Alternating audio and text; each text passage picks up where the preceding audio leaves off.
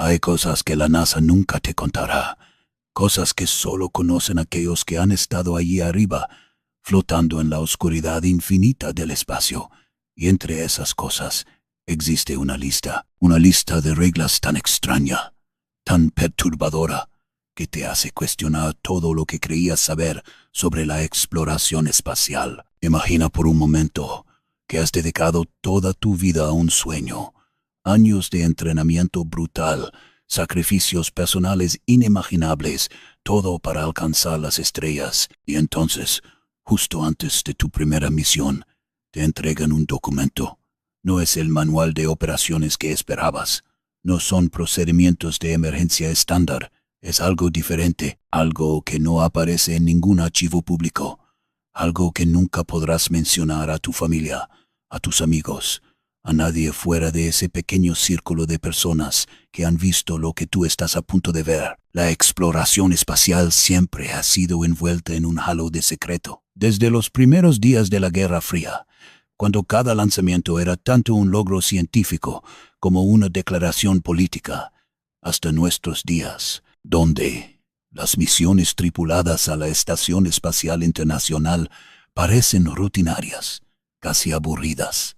Pero hay una diferencia entre el secreto estratégico y el secreto por necesidad, entre lo que no se puede contar por razones de seguridad nacional y lo que no se debe contar porque simplemente nadie lo creería. Los astronautas son las personas más preparadas del planeta. Pasan por evaluaciones psicológicas exhaustivas, entrenamientos físicos que romperían a la mayoría de los mortales, y aprenden a manejar cada contingencia imaginable. Aprenden a reparar sistemas en gravedad cero, a realizar cirugías de emergencia, a sobrevivir con recursos mínimos.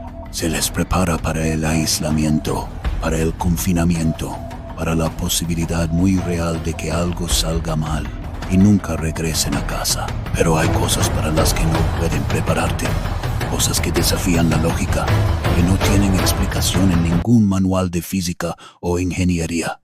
Y es precisamente para esas cosas que existe la lista. La primera vez que un astronauta veterano mencionó estas reglas fue en un foro anónimo de Internet.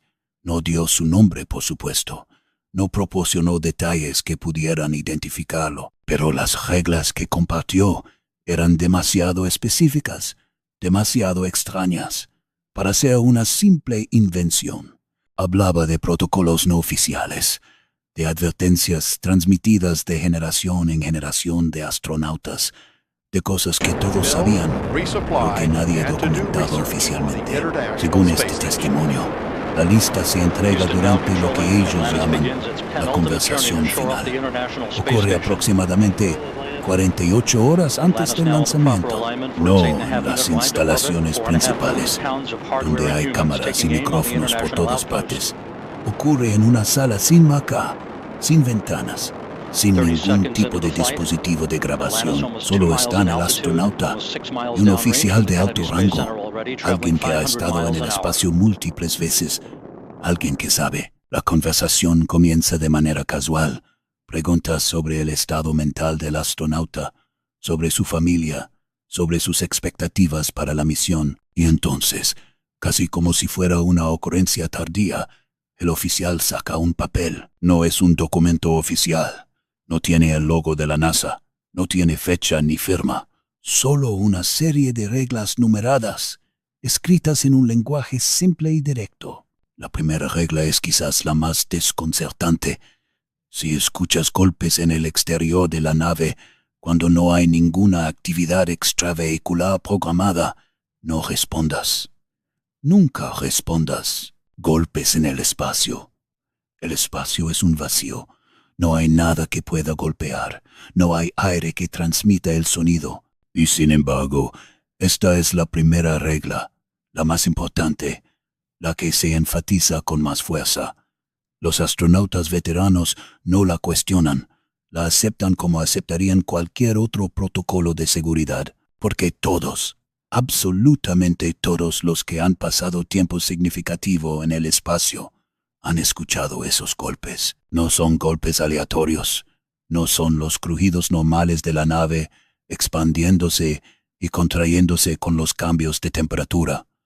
No son impactos de micrometeoritos, son golpes deliberados, rítmicos. 3 golpes, pausa, 3 golpes más, como si algo o alguien estuviera llamando a la puerta.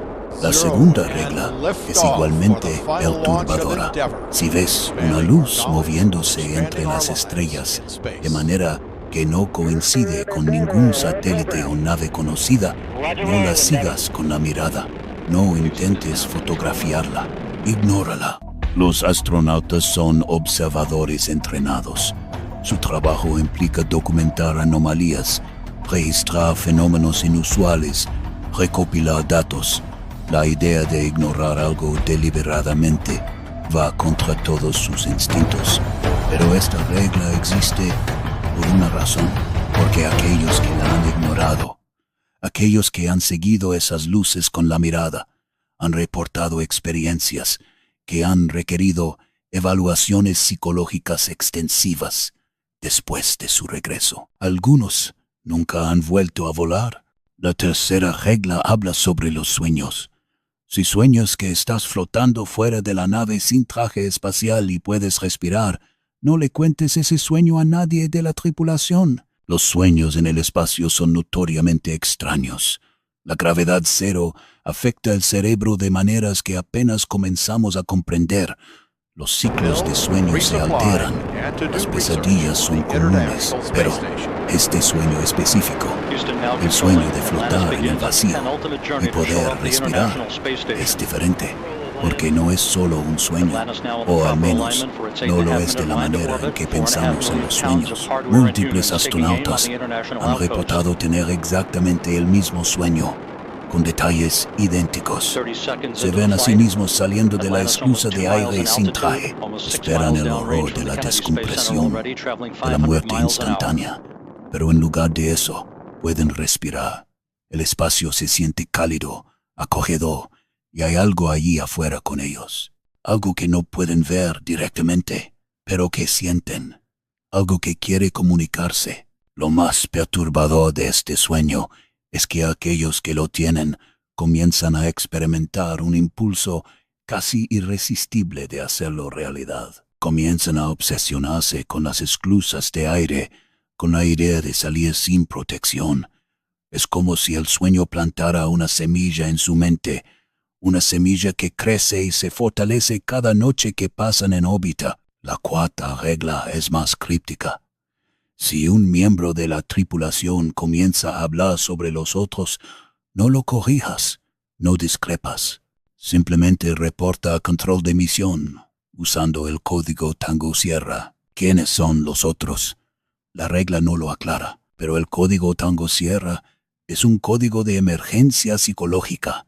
Se utiliza cuando un miembro de la tripulación está experimentando un episodio que podría poner en peligro la misión. Lo que hace esta regla tan inquietante es la implicación de que esto no es algo raro, no es una contingencia hipotética, es algo que ocurre con la suficiente frecuencia como para tener un código específico. Los astronautas que han experimentado misiones de larga duración a veces hablan en círculos privados y de manera muy cautelosa sobre la sensación de que la nave está más llena de lo que debería estar, como si hubiera presencias adicionales, ocupando espacios que deberían estar vacíos. No es una sensación vaga o ambigua, es la certeza absoluta de que hay alguien más a bordo. Algunos lo atribuyen al aislamiento extremo, al confinamiento, a los trucos que la mente puede jugar en condiciones de estrés prolongado. Pero eso no explica por qué múltiples miembros de una tripulación a veces reportan sentir estas presencias en los mismos momentos, en los mismos lugares de la nave. La quinta regla es quizás la más práctica, pero no por eso menos extraña. Si todos los relojes a bordo se detienen simultáneamente, no intentes reiniciarlos. Permanece en silencio y espera. Volverán a arrancar. Los sistemas de cronometraje en una nave espacial son redundantes y están meticulosamente mantenidos. La probabilidad de que todos fallen al mismo tiempo es astronómicamente baja, y sin embargo, esto ha ocurrido. No una vez, no dos veces, sino docenas de veces, a lo largo de las décadas de vuelos espaciales tripulados. Lo que hace que este fenómeno sea particularmente desconcertante es que cuando los relojes se detienen, todo lo demás continúa funcionando normalmente. Los sistemas de soporte vital, los ordenadores, las comunicaciones, todo sigue operando. Solo los relojes se detienen y durante ese tiempo, que puede durar desde unos segundos hasta varios minutos, los astronautas reportan una sensación de intemporalidad, como si estuvieran existiendo en un momento suspendido fuera del flujo normal del tiempo. Cuando los relojes vuelven a arrancar, lo hacen todos al mismo tiempo, sincronizados perfectamente, como si nunca se hubieran detenido. Pero el tiempo que indican no coincide con el tiempo que los astronautas sintieron que había pasado. A veces los relojes muestran que solo han pasado unos segundos cuando los astronautas están seguros de que fueron minutos. Otras veces es al revés. La sexta regla habla sobre la comunicación. Si escuchas tu propia voz en las comunicaciones de radio, cuando sabes que no has hablado, no lo menciones por el canal abierto. Cambia a un canal secundario y confirma con cada miembro de la tripulación su ubicación. Las comunicaciones en el espacio son digitales, cifradas y extremadamente confiables.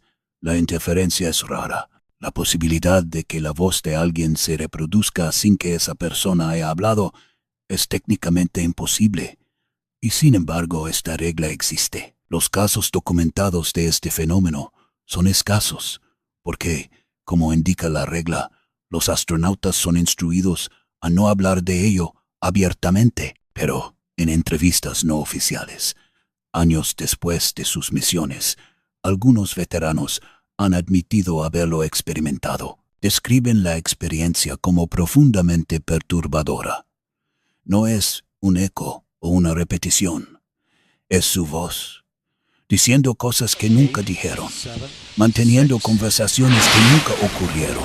En un caso particularmente inquietante, un astronauta en una caminata espacial escuchó su propia voz por el radio interno de su traje, manteniendo una conversación técnica con control de misión sobre un problema que no existía.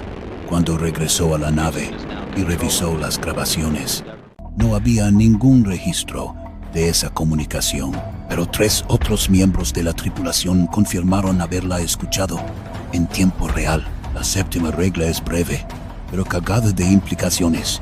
Nunca duermas mirando hacia las ventanas.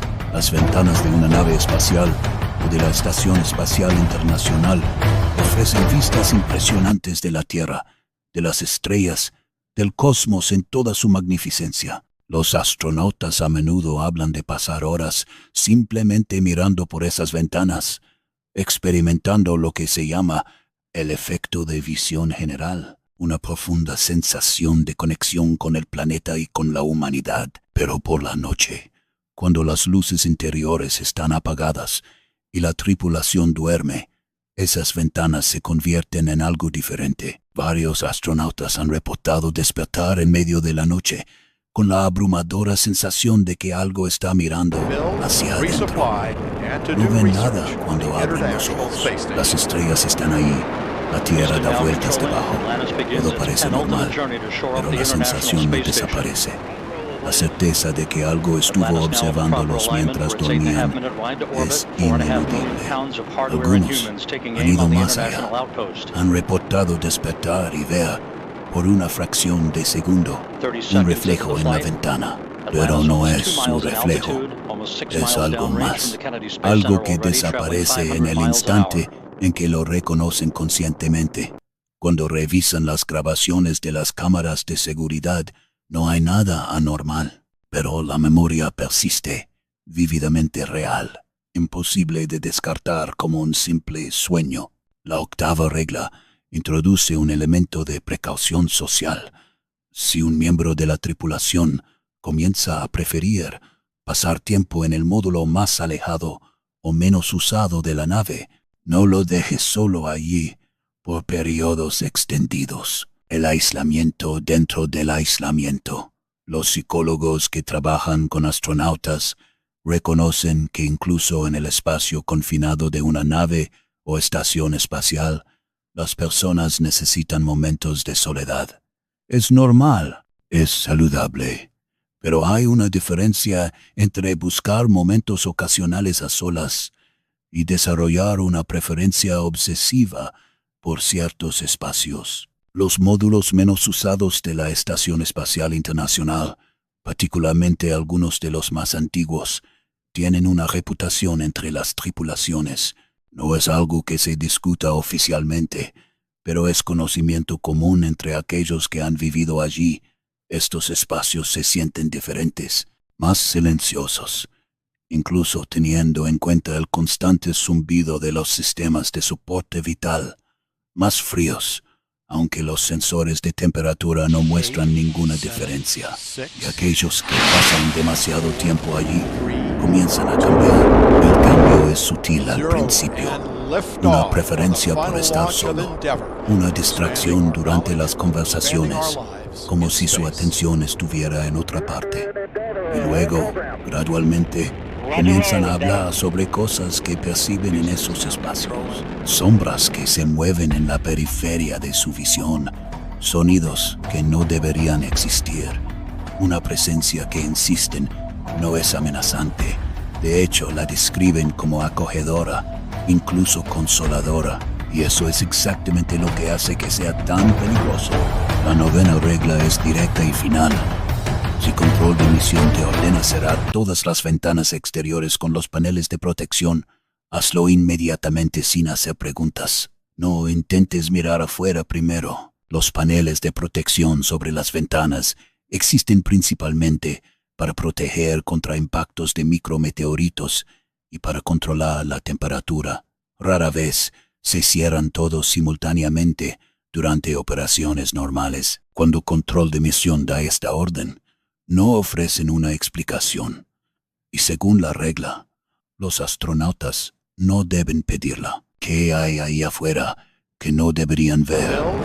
La regla implica que hay momentos en que algo se acerca a la nave o a la estación, algo que es mejor no observar directamente.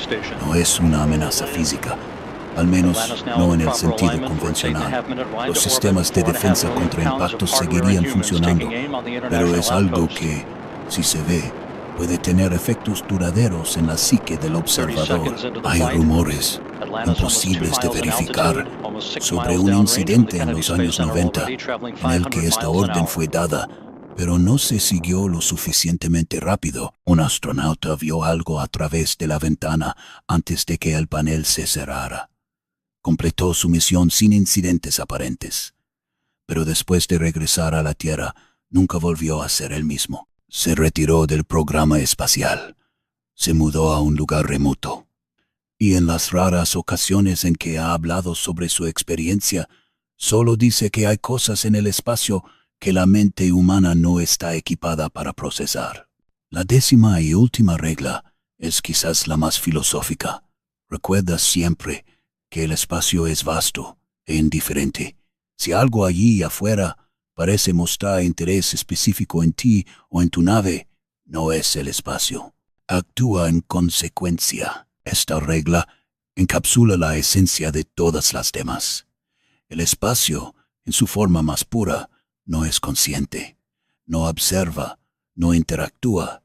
Es un lienzo vacío sobre el cual se desarrollan las leyes de la física. Pero ¿qué pasa si no está tan vacío como pensamos? ¿Qué pasa si hay cosas allí afuera que sí observan, que sí interactúan, que sí muestran interés? La ciencia oficial mantiene que el espacio cercano a la Tierra está bien mapeado y comprendido. Conocemos cada satélite, cada pieza de basura espacial, cada asteroide que pasa cerca, pero ese conocimiento es solo tan bueno como nuestra capacidad de detectar y rastrear. Y hay límites a esa capacidad. Hay objetos demasiado pequeños para rastrear eficientemente. Hay materiales que no reflejan bien el radar. Y hay fenómenos que simplemente no encajan en nuestros modelos actuales.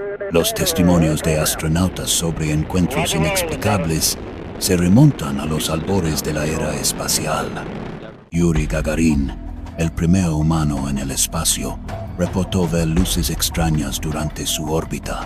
John Glenn describió luciérnagas que rodeaban su cápsula, un fenómeno que posteriormente se explicó como partículas de hielo iluminadas por el sol. Pero no todos los avistamientos tienen explicaciones tan convenientes. Durante las misiones Apolo, varios astronautas reportaron ver luces y objetos que no podían identificar. Algunas de estas observaciones quedaron registradas en las comunicaciones con Houston. Otras fueron mencionadas solo años después, en entrevistas y libros de memorias. Edgar Mitchell, el sexto hombre en caminar sobre la Luna, habló abiertamente en sus últimos años sobre su creencia de que no estamos solos en el universo, basándose en parte en sus experiencias durante su misión. Pero estos testimonios públicos son solo la punta del iceberg. Las conversaciones privadas entre astronautas revelan un patrón mucho más amplio de experiencias extrañas. Y no se trata solo de luces distantes o avistamientos ambiguos. Se trata de interacciones, de una sensación de presencia, de eventos que desafían las explicaciones convencionales. Uno de los fenómenos más consistentemente reportados es la sensación de ser observado. Los astronautas la describen como diferente de la simple paranoia o el estrés del aislamiento. Es una sensación física, casi tangible. El instinto primitivo que todos los humanos tienen, desarrollado a lo largo de millones de años de evolución, que nos alerta cuando los ojos de un depredador están puestos en nosotros. Ese instinto no desaparece en el espacio. De hecho, parece agudizarse. Y no es solo durante las caminatas espaciales o los momentos de vulnerabilidad. Los astronautas reportan sentirlo dentro de la nave, en lo que debería ser el entorno más seguro y controlado. Están flotando en el módulo de habitación, realizando una tarea rutinaria, y de repente se giran, convencidos de que alguien está detrás de ellos. Por supuesto, no hay nadie. Conocen la posición de cada miembro de la tripulación, pero la sensación es tan fuerte que incluso sabiendo que es imposible, no pueden evitar verificar qué causa esto. Los escépticos dirían que es el cerebro humano funcionando mal en un entorno para el cual no evolucionó. Y eso es una explicación parcial. El cerebro humano está diseñado para la gravedad, para ciclos regulares de día y noche, para un cierto conjunto de estímulos sensoriales. Quítale todo eso y empezarás a ver fallos, alucinaciones, percepciones erróneas, paranoia. Pero eso no explica los casos en que múltiples miembros de una tripulación reportan las mismas experiencias sin haberse comunicado entre sí primero. No explica los fenómenos que son capturados por los instrumentos, pero que no tienen una explicación técnica clara, y definitivamente no explica por qué la NASA, una organización dedicada a la ciencia y a la transparencia en la investigación, mantendría una lista no oficial de reglas que nunca aparecen en ningún manual o entrenamiento oficial. La existencia misma de estas reglas plantea preguntas incómodas.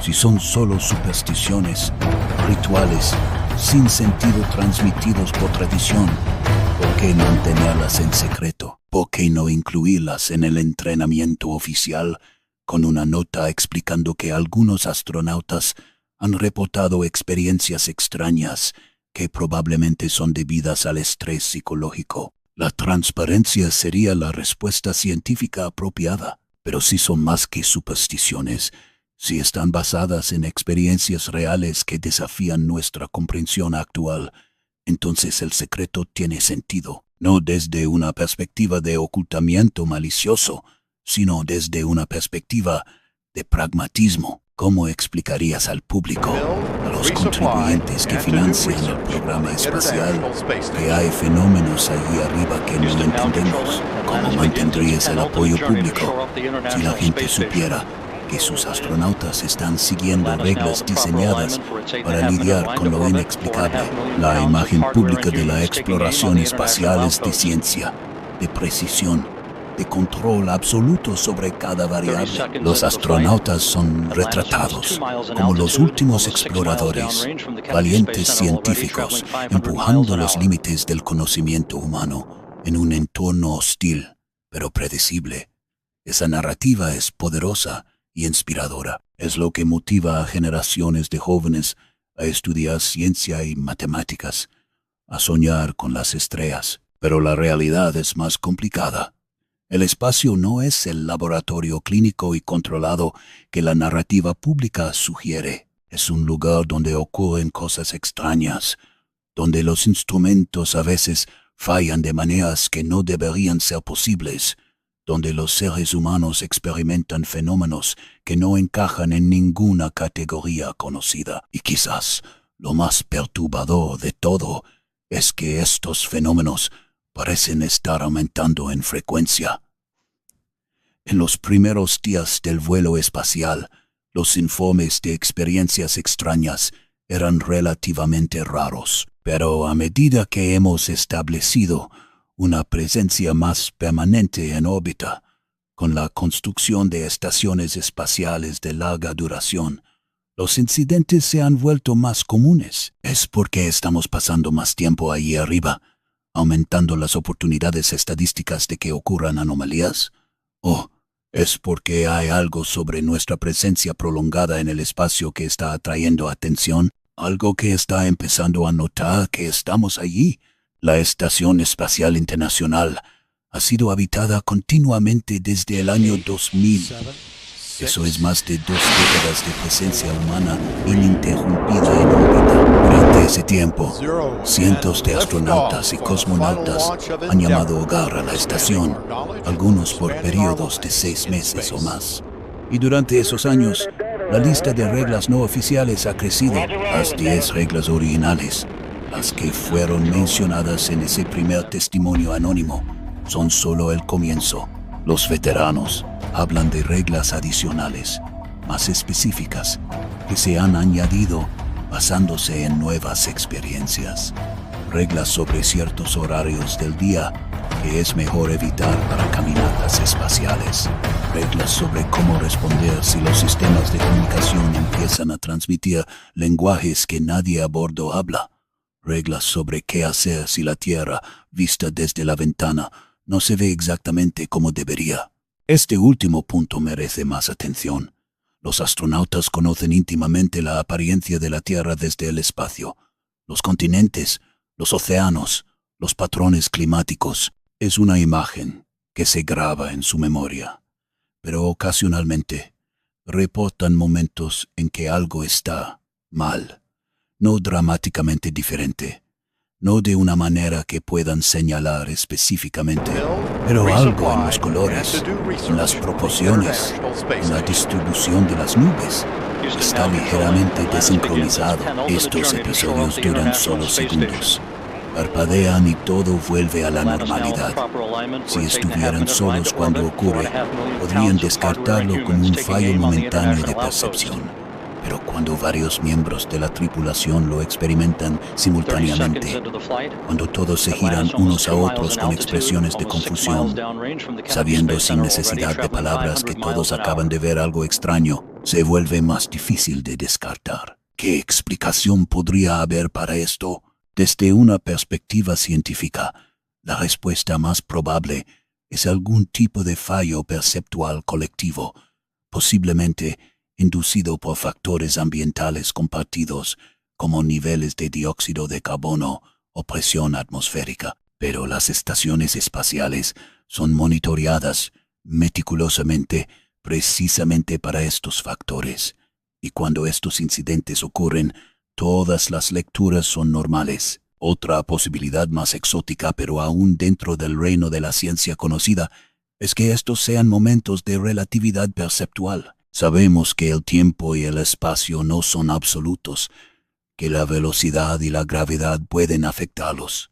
La Estación Espacial Internacional se mueve a aproximadamente 28.000 kilómetros por hora. Los astronautas experimentan dilatación temporal relativista, aunque en una escala tan pequeña que es casi insignificante. Pero ¿qué pasa si hay fluctuaciones? Momentos en que los efectos relativistas se amplifican brevemente, de maneras que no entendemos completamente. Bajo esta teoría, lo que los astronautas están experimentando no son alucinaciones o fenómenos externos, sino momentos de desincronización temporal. Por una fracción de segundo, están viendo la Tierra no como es en ese momento preciso, sino como era hace un instante, o como será en un instante futuro. Las diferencias serían sutiles, casi imperceptibles, pero lo suficientemente notables como para desencadenar esa sensación de que algo no está del todo bien. Es una teoría fascinante, pero deja muchas preguntas sin respuesta y no aborda el otro gran misterio. ¿Por qué algunos astronautas parecen ser más susceptibles a estas experiencias que otros? Los perfiles psicológicos de los astronautas son notablemente consistentes. Son personas altamente racionales, con fuertes habilidades analíticas, equilibrados emocionalmente y excepcionalmente resistentes al estrés. No son dados a la fantasía o a la superstición. Y sin embargo, algunos de ellos regresan del espacio fundamentalmente cambiados, convencidos de haber experimentado algo que desafía la explicación racional. Edgar Mitchell, a quien mencionamos antes, es un ejemplo prominente. Antes de su misión Apolo, era un piloto de pruebas militar, un científico con un doctorado en ingeniería aeronáutica del MIT. Era el epítome del astronauta racional y técnico, pero su experiencia en el espacio, particularmente su viaje de regreso desde la Luna, lo transformó. Pasó el resto de su vida explorando fenómenos paranormales y conciencia, convencido de que hay aspectos de la realidad que la ciencia convencional no está preparada para abordar. Él no está solo. Ryan O'Leary, otro astronauta del programa Apolo, siguió un camino similar, al igual que Story Musgrave, un veterano de 6 misiones del transportador espacial, quien ha hablado enigmáticamente sobre sus experiencias y su creencia de que no estamos solos en el universo. Estos no son lunáticos o buscadores de atención, son algunas de las mentes más brillantes y capacitadas que la humanidad ha producido, y todos ellos, después de pasar tiempo en el espacio, llegaron a conclusiones similares sobre la naturaleza de la realidad y nuestro lugar en el cosmos. Por supuesto, la mayoría de los astronautas no hablan públicamente sobre estas cosas. Muchos temen ser ridiculizados, perder credibilidad profesional o ser vistos como inestables. La cultura dentro del programa espacial valora el pragmatismo y el estoicismo. No hay espacio para el misticismo o para experiencias que no puedan ser cuantificadas y explicadas. Pero en conversaciones privadas, en reuniones entre veteranos donde no hay grabadoras ni periodistas, las historias fluyen. Hablan de los golpes en el casco durante caminatas espaciales, un fenómeno tan común que algunos lo consideran simplemente parte de la experiencia. Hablan de voces en la estática, de figuras vistas flotando fuera de las ventanas que desaparecen cuando las cámaras se enfocan en ellas, de instrumentos que registran cosas que no deberían existir. Y hablan de los sueños. Siempre vuelven a los sueños. El sueño de flotar sin protección en el vacío del espacio, respirando lo que no debería ser respirable, es el más común. Pero hay otros sueños de encontrarse con entidades que no son humanas, pero que parecen entender profundamente lo que significa ser humano. Sueños de ver la Tierra desde ángulos imposibles, como si estuvieran observando desde múltiples ubicaciones simultáneamente. Sueños de escuchar música, no a través de los oídos, sino directamente en la mente.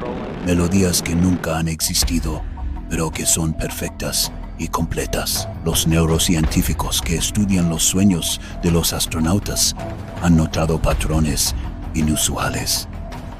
Los sueños en el espacio tienden a ser más vívidos, más memorables que los sueños en la Tierra. Los astronautas reportan colores más intensos, emociones más fuertes y una claridad de detalle que normalmente no asociamos con los estados oníricos. Algunos experimentan lo que se llama sueños lúcidos, donde son conscientes de estar soñando y pueden ejercer cierto control sobre la narrativa del sueño con mucha mayor frecuencia que en la Tierra. ¿Por qué? La microgravedad afecta el flujo sanguíneo al cerebro. Los patrones de sueño se alteran debido a la falta de ciclos naturales de luz solar. El estrés y el aislamiento pueden intensificar la actividad onírica. Todo esto es cierto, pero no explica completamente por qué los sueños en el espacio a menudo contienen temas y símbolos consistentes entre astronautas que no se han comunicado entre sí sobre sus experiencias oníricas. Carl Jung habría tenido algo que decir sobre esto. Su concepto del inconsciente colectivo, esa parte de la psique humana que comparte símbolos y arquetipos universales, podría ofrecer un marco. Quizás el espacio, al quitarnos de las distracciones y el ruido constante de la vida en la Tierra, nos permite acceder a capas más profundas de nuestra conciencia. Quizás allí arriba, en el silencio absoluto del vacío, la mente humana se sintoniza con frecuencias que normalmente están bloqueadas por el caos de la existencia terrestre. Pero esta explicación, por más poética que sea, no satisface a todos. Algunos investigadores sugieren algo más radical, que la conciencia humana interactúa con el espacio de maneras que apenas comenzamos a comprender, que el vacío no está tan vacío como pensamos, no en el sentido de materia física, sino en términos de información, de energía, de dimensiones de realidad que nuestros instrumentos actuales no pueden detectar. Esta idea suena a ciencia ficción, pero recordemos que hace apenas un siglo, la idea de que el espacio-tiempo podría curvarse, de que el tiempo no fluye al mismo ritmo en todas partes, también habría parecido ciencia ficción. Einstein nos mostró que la realidad es mucho más extraña de lo que la intuición sugiere. La mecánica cuántica reveló un universo donde las partículas pueden estar en dos lugares a la vez, donde el acto de observar cambia lo observado, donde el entrelazamiento permite que información viaje instantáneamente a través de distancias fáciles. Si aceptamos estas rarezas cuánticas como hechos científicos establecidos, ¿por qué es tan difícil considerar que podría haber otros aspectos de la realidad que aún no hemos descubierto? Aspectos que se manifiestan particularmente en el entorno del espacio, donde las condiciones son radicalmente diferentes de aquellas en las que evolucionó la vida y la conciencia humana. Hay físicos teóricos que trabajan en ideas sobre dimensiones adicionales, más allá de las tres espaciales, y una temporal que experimentamos directamente. La teoría de cuerdas, por ejemplo, requiere la existencia de hasta 11 dimensiones para que las matemáticas funcionen. La mayoría de estas dimensiones estarían compactadas, enrolladas a escalas tan pequeñas que son indetectables. Pero ¿qué pasaría si en ciertas condiciones, como en el vacío profundo lejos de la influencia gravitacional masiva de un planeta, esas dimensiones adicionales se volvieran momentáneamente accesibles o perceptibles? Es pura especulación, por supuesto, pero no más especulativa que muchas teorías aceptadas en la física moderna, y tiene la ventaja de ofrecer un marco, por vago que sea, para entender algunos de los fenómenos reportados por los astronautas. Consideremos nuevamente los golpes en el casco. En un universo de solo 3 dimensiones espaciales, es imposible que algo golpee el exterior de un traje espacial sin ser visible o detectable. Pero si hubiera una cuarta dimensión espacial, un objeto podría tocar nuestro espacio tridimensional desde un ángulo que literalmente no podemos ver. Sería como una criatura bidimensional que vive en una hoja de papel siendo tocada por un dedo desde arriba. Desde su perspectiva, el toque vendría de ninguna parte, sin ninguna fuente visible. Es una idea vertiginosa, y no es algo que los astronautas discutan en términos tan abstractos. Para ellos, los golpes son simplemente un hecho de la vida en el espacio, algo que sucede, que no tiene explicación, y que es mejor no pensar demasiado. Siguen la regla, no respondas, no intentes entenderlo, simplemente continúa con tu trabajo. Esta pragmática aceptación de lo inexplicable es quizás lo más inquietante de todo. Sugiere una cultura donde lo anómalo se ha normalizado, donde los astronautas han aprendido a existir en un estado de constante incertidumbre sobre la naturaleza de su entorno, donde han desarrollado rituales y protocolos transmitidos de boca en boca, como el conocimiento de una tribu antigua, para navegar peligros que no pueden ser nombrados o entendidos. Y esto nos lleva de vuelta a la pregunta central: ¿por qué la NASA permite que esto continúe? ¿Por qué no hay una investigación científica rigurosa de estos fenómenos?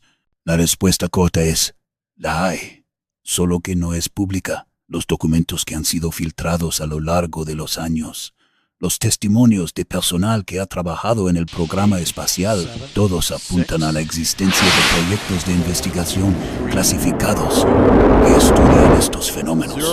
No se llaman por nombres obvios, como Proyecto Fenómenos Inexplicables en el Espacio. Se esconden bajo títulos técnicos y aburridos, enterrados en presupuestos de investigación general.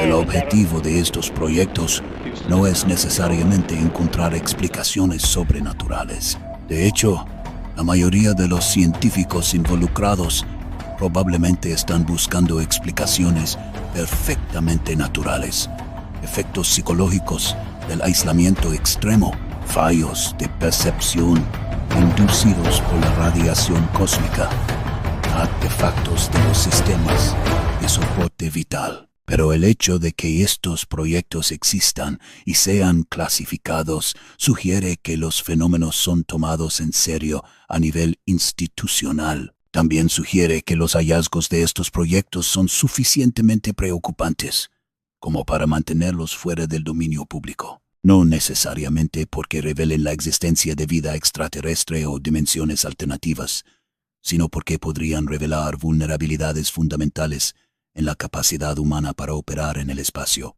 Si resulta que la exposición prolongada al ambiente espacial causa tipos específicos de alucinaciones o percepciones alteradas, eso tiene implicaciones masivas para las misiones de larga duración. Un viaje a Marte duraría meses. Una colonia en Marte requeriría que las personas vivieran en condiciones similares al espacio, con gravedad reducida y aislamiento del campo magnético terrestre, por años o incluso por el resto de sus vidas. Si no podemos garantizar la estabilidad psicológica de los astronautas durante periodos extendidos, toda la empresa de la exploración espacial profunda se vuelve cuestionable. Y dado que múltiples naciones y empresas privadas están invirtiendo miles de millones en planes para misiones tripuladas a Marte y más allá, admitir públicamente que hay problemas psicológicos sin resolver sería política y económicamente catastrófico. Así que la información se mantiene compartimentada. Los astronautas reciben sus listas de reglas extrañas. Los científicos estudian el problema en silencio, y el público continúa viendo el espacio como la última frontera, esperando ser conquistada por la ingenuidad y el coraje humano. Pero la verdad, como siempre, es más complicada. Hablemos ahora de un caso específico que ilustra muchos de estos temas. No puedo usar nombres reales, porque las personas involucradas firmaron acuerdos de confidencialidad, pero los hechos esenciales han sido corroborados por múltiples fuentes. En 2019, durante una misión de 6 meses a la Estación Espacial Internacional, una tripulación de 6 personas comenzó a experimentar lo que solo puede describirse como una presencia compartida, Comenzó de manera sutil. Uno de los miembros de la tripulación mencionó casualmente sentir como si hubiera una séptima persona a bordo. Los otros se rieron, asumiendo que era una broma sobre el claustrofóbico ambiente de la estación. Pero en las siguientes semanas, otros miembros de la tripulación comenzaron a reportar sensaciones similares. No todo el tiempo, no de manera constante, pero en ciertos momentos, particularmente en el módulo de servicio ruso más antiguo, tenían la absoluta certeza de que había alguien más allí. Siguiendo los protocolos, reportaron esto a control de misión usando códigos discretos. Se asumió inicialmente que era estrés psicológico. Se implementaron sesiones de terapia por vídeo, se ajustaron los horarios de trabajo para reducir la fatiga, se programaron más llamadas con familiares. Pero el fenómeno no solo persistió, sino que se intensificó. Los miembros de la tripulación comenzaron a describir detalles específicos sobre esta presencia. Era masculina, o al menos así la percibían. Era tranquila, observadora, no amenazante, pero definitivamente allí. Y lo más extraño de todo, algunos de los miembros de la tripulación comenzaron a sentir que podían comunicarse con ella, no con palabras. No había voces audibles, pero reportaban impresiones, sensaciones de saber lo que esta presencia estaba diciendo o sintiendo. Las impresiones eran consistentes entre diferentes miembros de la tripulación que no habían discutido sus experiencias entre sí. La presencia parecía interesada en ellos, en lo que estaban haciendo, en por qué estaban allí. Parecía, según los reportes, confundida sobre por qué los humanos se alejaban de su planeta, pero también parecía sentir algo que los astronautas interpretaron como nostalgia, como si esta presencia entendiera el anhelo de estar lejos de casa. En este punto, control de misión estaba seriamente preocupado. Se consideró abortar la misión temprano, pero los astronautas insistieron en que estaban funcionando normalmente. Sus evaluaciones psicológicas, realizadas semanalmente por vídeo, no mostraban signos de psicosis o ruptura con la realidad. Continuaban realizando sus tareas con competencia. No había peligro inmediato, así que la misión continuó. Y la presencia también. Los astronautas desarrollaron sus propios rituales no oficiales. Comenzaron a dejar espacio en la mesa durante las comidas, como si estuvieran poniendo un lugar para su invisible compañero. Hablaban sobre él abiertamente, comparando notas sobre cuándo lo sentían más fuertemente. Algunos incluso admitieron que habían comenzado a encontrar consuelo en la presencia, particularmente durante los momentos de mayor soledad o estrés. Y entonces, aproximadamente 4 meses después del inicio de la misión, la presencia desapareció. No gradualmente, de un día para otro. Los 6 miembros de la tripulación notaron su ausencia simultáneamente. El módulo de servicio, que había tenido esa cualidad particular que asociaban con la presencia, de repente se sintió vacío de una manera que no había estado antes. Algunos de los astronautas reportaron sentirse extrañamente tristes por esta pérdida. Habían llegado a acostumbrarse a no estar completamente solos y ahora, de nuevo en el aislamiento familiar pero profundo del espacio, el peso de esa soledad se sentía más pesado que antes. Completaron su misión sin más incidentes anómalos. Regresaron a la Tierra. Pasaron por las extensas evaluaciones post-misión, tanto físicas como psicológicas, y en esas evaluaciones, todos mantuvieron sus historias. Habían compartido su nave con algo o alguien. No sabían qué era. No tenían evidencia física, pero estaban absolutamente seguros de que había sucedido. ¿Qué hacemos con un caso así? La explicación escéptica es clara.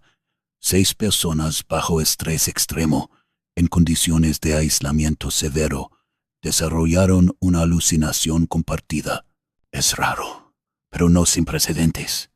Hay casos documentados de grupos de personas que experimentan alucinaciones colectivas, particularmente en situaciones de alto estrés o privación sensorial. Pero hay detalles que no encajan perfectamente en esa explicación. La sincronía de las experiencias, los detalles específicos que coincidían sin comunicación previa y, sobre todo, la repentina desaparición de la presencia.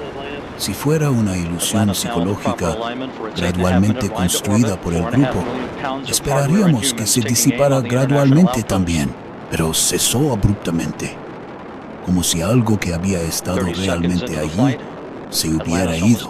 También está el hecho de que fenómenos similares, aunque menos dramáticos, han sido reportados por otras tripulaciones.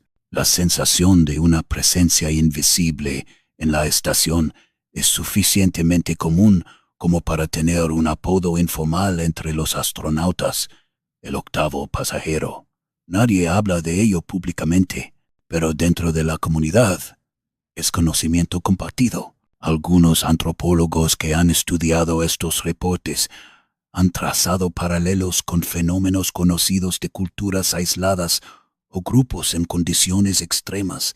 Los exploradores del Ártico en el siglo XIX reportaban fenómenos similares. El sentido de una presencia protectora o acompañante durante momentos de peligro extremo. Los escaladores de montañas a gran altitud han descrito el tercer hombre, una presencia que parece caminar con ellos, ofreciendo consuelo o guía. El neurocientífico suizo Olaf Blanke ha estudiado este fenómeno desde una perspectiva neurológica. Ha demostrado que puede inducir la sensación de una presencia mediante estimulación eléctrica de ciertas áreas del cerebro. Su teoría es que estas experiencias son el resultado de una desincronización entre las diferentes áreas del cerebro que procesan la posición del cuerpo y el sentido de sí mismo. En condiciones de estrés extremo, privación de oxígeno o fatiga severa, estas áreas pueden fallar en coordinarse adecuadamente, creando la ilusión de otra presencia. Es una explicación elegante y probablemente correcta para muchos casos, pero los astronautas que han experimentado estas presencias insisten en que hay una diferencia cualitativa entre estas sensaciones y las que ellos han tenido. Sus experiencias no son vagas o ambiguas, son específicas, persistentes y compartidas de maneras que la teoría de Blanke no explica fácilmente, lo que nos deja en un territorio incómodo. Tenemos fenómenos que son consistentemente reportados por observadores altamente entrenados y generalmente confiables. Tenemos explicaciones científicas que cubren algunos aspectos de estos fenómenos, pero no todos. Y tenemos una institución, la NASA, que prefiere mantener estos reportes en las sombras, en lugar de someterlos a la luz completa de la investigación científica abierta. Este último punto es quizás el más problemático desde una perspectiva científica. La ciencia avanza confrontando anomalías, no ignorándolas o ocultándolas. Si hay fenómenos genuinamente inexplicables ocurriendo en el espacio, deberían ser estudiados rigurosamente, no susurrados en conversaciones privadas entre veteranos, pero también hay que reconocer las presiones pragmáticas que enfrenta una agencia como la NASA. Opera con presupuestos aprobados por políticos que responden a votantes. La exploración espacial tiene que ser vendida al público como una inversión que vale la pena. Y parte de esa venta es mantener una imagen de control, competencia y comprensión, admitir públicamente que hay aspectos fundamentales del ambiente espacial que no entendemos, que nuestros astronautas están experimentando fenómenos que desafían la explicación, erosionaría esa imagen. Daría munición a los críticos que ya argumentan que el dinero gastado en el espacio debería usarse para resolver problemas en la Tierra. Podría asustar a futuros astronautas potenciales, reduciendo el pool de talento del cual reclutar. Así que el conocimiento se mantiene informal, las reglas se transmiten oralmente, Los fenómenos se documentan en reportes clasificados que pocos verán, y el público continúa viendo imágenes de astronautas sonrientes flotando en la Estación Espacial Internacional, sin idea de las extrañas realidades que esos astronautas están navegando. Pero los secretos tienen una manera de salir a la luz. En la era de Internet, donde exforos anónimos y plataformas de filtración han expuesto todo desde prácticas corporativas hasta operaciones de inteligencia gubernamental, era inevitable que estas historias comenzaran a emerger. Y a medida que más personas hablan, se está formando una imagen más completa, una imagen que sugiere que el espacio, lejos de ser el vacío muerto que imaginamos, es un lugar de actividad constante. No actividad en el sentido de naves alienígenas o inteligencias extraterrestres obviamente presentes, aunque algunos astronautas creen que eso también está sucediendo, sino actividad en un nivel más fundamental, más difícil de categorizar. Es como si el espacio mismo fuera consciente. Es una palabra demasiado fuerte, pero reactivo, capaz de interactuar con la conciencia humana de maneras que no entendemos, como si nuestra presencia allí estuviera creando efectos que van más allá de la simple física de cuerpos en movimiento y energía radiante. Los físicos cuánticos no se sorprenderían por esta idea. Ellos ya saben que el observador afecta lo observado, que la conciencia juega un papel en el colapso de la función de onda, que hay una conexión extraña e irreductible entre mente y materia a nivel cuántico. Pero esa conexión se supone que es relevante solo a escalas microscópicas. En el mundo macroscópico de astronautas y naves espaciales, se supone que la mecánica clásica rige y la conciencia es solo un epifenómeno, un subproducto de la actividad neuronal sin poder causal independiente. ¿Pero qué pasa si estamos equivocados sobre eso? ¿Qué pasa si la conciencia tiene efectos medibles incluso a escala macroscópica, particularmente en entornos donde las condiciones son radicalmente diferentes de aquellas en la superficie de la Tierra? Hay experimentos que sugieren que la conciencia humana puede afectar generadores de números aleatorios, dispositivos que producen series de unos y ceros basados en procesos cuánticos genuinamente aleatorios. Los efectos son pequeños, estadísticamente significativos, pero apenas por encima del ruido. Pero están allí y son reproducibles. ¿Podría algo similar estar ocurriendo en el espacio, pero amplificado? ¿Podría la conciencia de los astronautas estar literalmente moldeando su entorno de maneras sutiles, creando los fenómenos que luego perciben como externos a ellos mismos? Es una idea vertiginosa y probablemente incorrecta, o al menos incompleta, pero vale la pena considerarla porque desafía nuestras suposiciones fundamentales sobre la relación entre observador y observado, entre mente y materia, y nos trae de vuelta, una vez más, a esas reglas, esas extrañas reglas que los astronautas reciben antes de sus misiones. Si las reglas son realmente sobre gestionar interacciones con fenómenos externos, con entidades o fuerzas que existen independientemente de la conciencia humana, entonces son un protocolo de seguridad para un peligro que no entendemos. Sigues las reglas porque las personas que vinieron antes de ti las siguieron y sobrevivieron. Es conocimiento tribal, transmitido a través de generaciones. Pero si las reglas son sobre gestionar las propias percepciones y respuestas de los astronautas, sobre evitar que caigan en patrones de pensamiento o comportamiento que podrían ser peligrosos, entonces son algo diferente. Son una forma de inoculación psicológica. Al darle al astronauta un marco, un conjunto de procedimientos a seguir cuando ocurren cosas extrañas, le estás dando una manera de procesar esas experiencias sin que lo abrumen. Probablemente es una combinación de ambos. Las reglas existen porque hay fenómenos reales observables que ocurren en el espacio. Y existen porque esos fenómenos, sean lo que sean, tienen el potencial de afectar profundamente la psique humana si no se gestionan adecuadamente. Consideremos nuevamente la primera regla: no respondas a los golpes. Superficialmente, parece ser sobre no interactuar con algo externo, pero también es sobre mantener límites psicológicos. Es sobre no dejar que tu mente se enganche en el misterio. No dejar que comiences a buscar patrones o significados en algo que no puedes entender. Es sobre mantener tu enfoque en tu misión, en las tareas conocidas y controlables, y no perderte en la vastedad de lo desconocido. La regla sobre no seguir las luces extrañas con la mirada funciona de manera similar. Sí, podría haber un peligro externo real, pero también hay un peligro interno.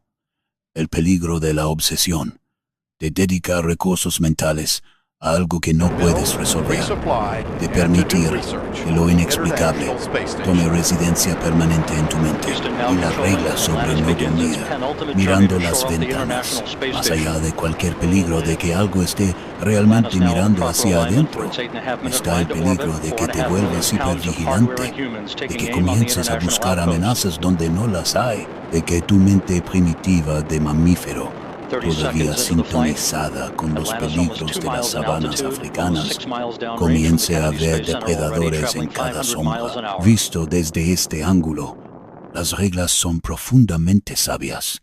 Son el conocimiento acumulado de décadas de experiencia humana en el ambiente más hostil y más extraño que nuestra especie ha encontrado. No son superstición. Son ciencia aplicada. Aunque no el tipo de ciencia que aparece en los libros de texto, pero esto no significa que no haya nada genuinamente anómalo ocurriendo. El hecho de que las reglas sean psicológicamente prudentes no hace que los fenómenos que abordan sean menos reales. Y aquí llegamos al corazón del misterio. ¿Qué está realmente sucediendo allí arriba? La respuesta honesta es: no lo sabemos. No completamente.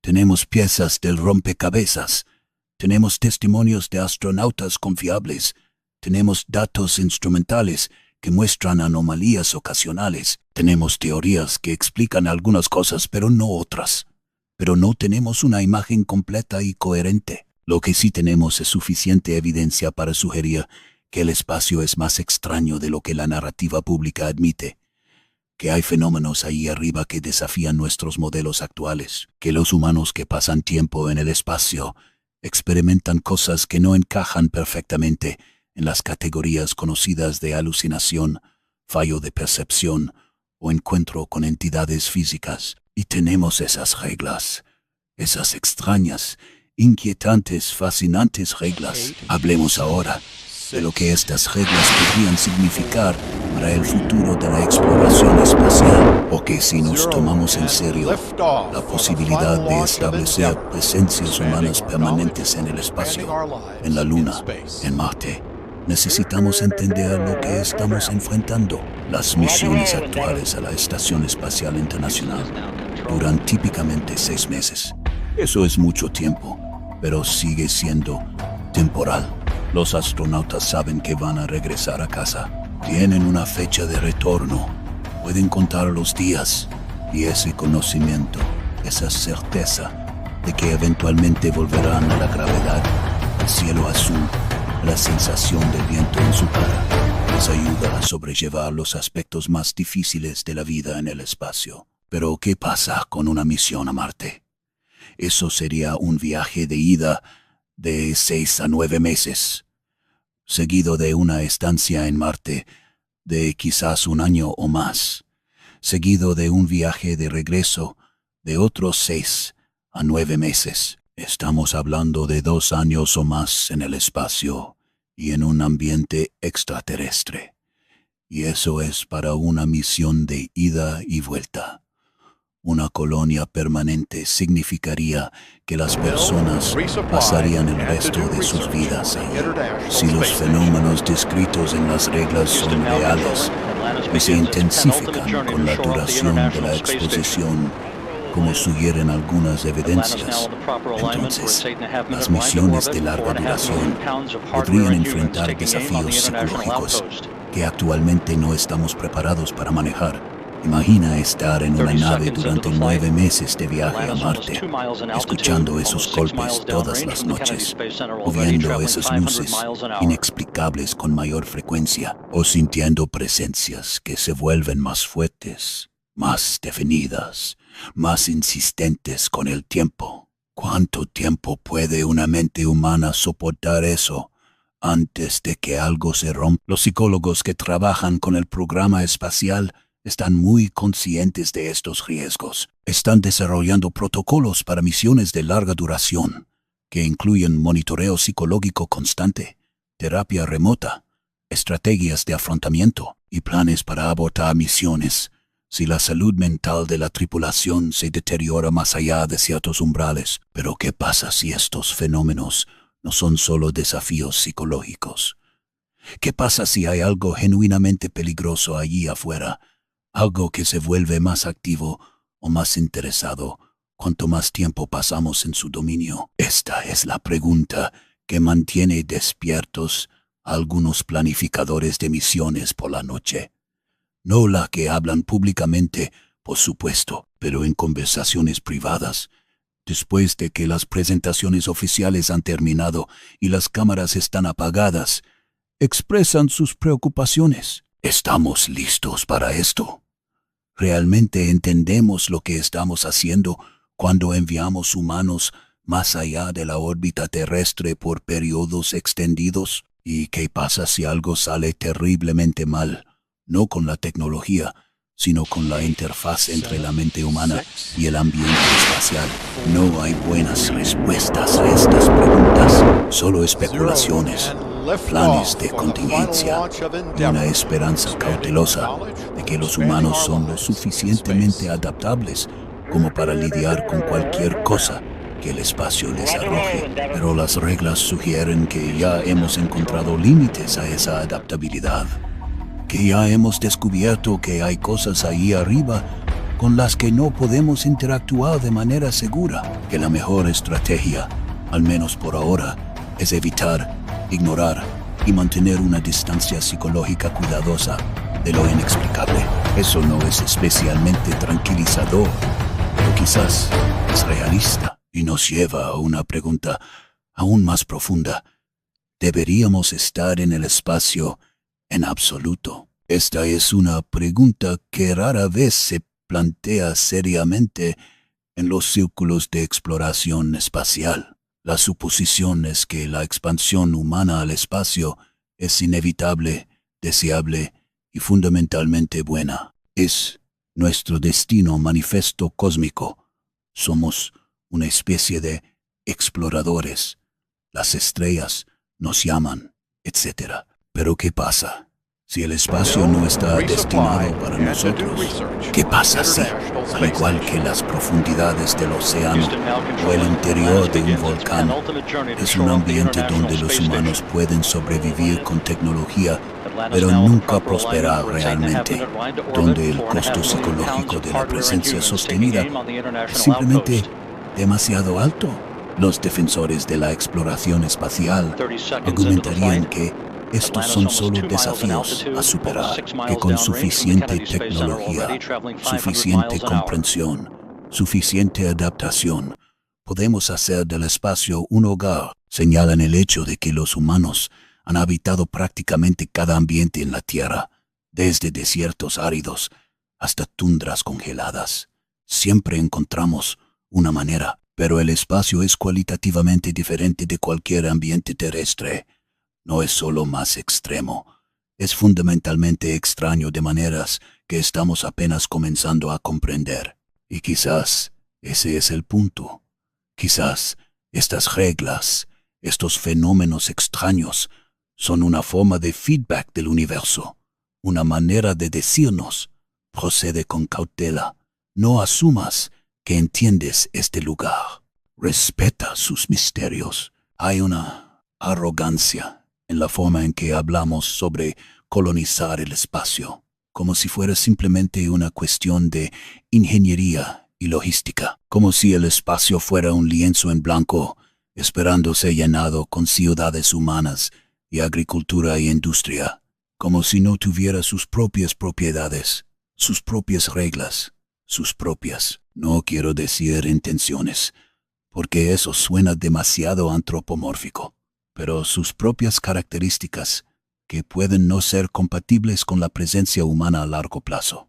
Los pueblos indígenas de la tierra tienen tradiciones sobre lugares sagrados o prohibidos, lugares donde los humanos no deberían ir, no por peligros físicos obvios, sino porque esos lugares pertenecen a otras fuerzas, otros poderes. La ciencia occidental típicamente descarta estas tradiciones como superstición, pero quizás contengan una sabiduría que hemos olvidado, el reconocimiento de que no todo espacio está destinado para la ocupación humana. ¿Es el espacio uno de esos lugares? No estoy sugiriendo que debamos abandonar la exploración espacial. Hay demasiado que aprender, demasiado potencial para el avance humano, pero quizás deberíamos abordarla con más humildad, reconociendo que estamos entrando en un dominio que no entendemos completamente y que puede tener límites inherentes a la presencia humana. Las reglas, vistas desde esta perspectiva, son una forma de humildad codificada. Son un reconocimiento de que hay cosas que no sabemos, fenómenos que no podemos explicar, y que la mejor respuesta a veces es simplemente reconocer nuestra ignorancia y proceder con cautela. Pero la naturaleza humana resiste esta conclusión.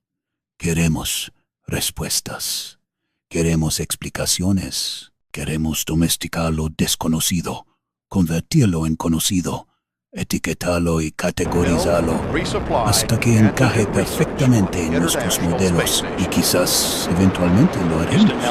Quizás dentro de una generación o dos, estas reglas extrañas parecerán pintorescas. Quizás descubriremos explicaciones científicas perfectamente mundanas para todos estos fenómenos. Quizás desarrollaremos tecnologías que nos protejan de cualquier efecto psicológico del entorno espacial. O quizás no. Quizás algunas cosas permanecerán misteriosas. Quizás el espacio guardará sus secretos, revelándolos solo parcialmente, dejándonos siempre con más preguntas que respuestas. Y aquí está la parte más inquietante de todas. Quizás eso es exactamente como debería ser. Quizás un universo completamente explicable, completamente controlable, completamente domesticado, sería un universo menos interesante, menos significativo, menos digno de explorar. Y hasta aquí el vídeo de hoy. Si te gustó, deja tu like y cuéntame en los comentarios qué te pareció o qué tema te gustaría ver en el próximo. No te olvides de suscribirte y activar la campanita para que YouTube te avise cuando subamos nuevos videos. Gracias por quedarte hasta el final. Eso ayuda muchísimo al canal. Nos vemos en el siguiente video. Cuídate y hasta